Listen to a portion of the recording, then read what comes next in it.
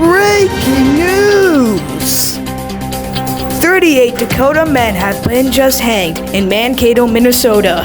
Here on the scene with John Johnson. John Johnson here at the scene where 38 Dakota men have been hanged here in Mankato, Minnesota. This is the largest mass execution in Minnesota history. Abraham Lincoln just ordered the execution of 38 Dakota men. The 38 Dakota men were hung because of the self-defense war against the United States of America. 4,000 people just attended this mass execution.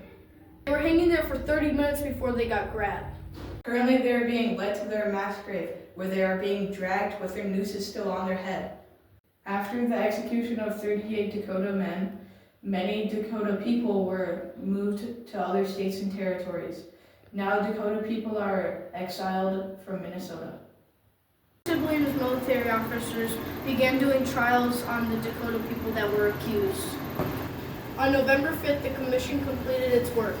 392 prisoners were tried, 303 were sentenced to death, and 16 were given prison terms. President Lincoln and government lawyers then reviewed the trial transcripts of all 303 men, as Lincoln would later explain to the U.S. Senate.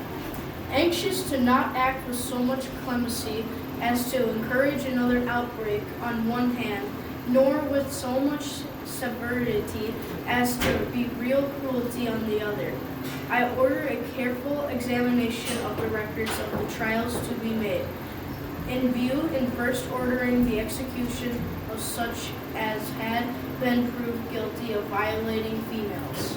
At 10 a.m. on December 26th, 38 Dakota prisoners were led to a scaffold specially built for their execution. One had been given a reprieve at the last minute.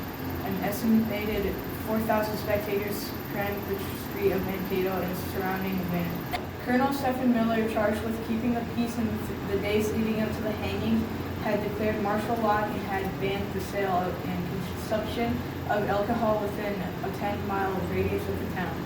As the men took their assigned places on their scaffold, they sang a Dakota song as white muslin coverings were pulled over their faces.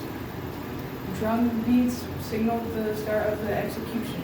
The men grasped each other's hands with a single blow from an axe. The rope that had held the platform was cut.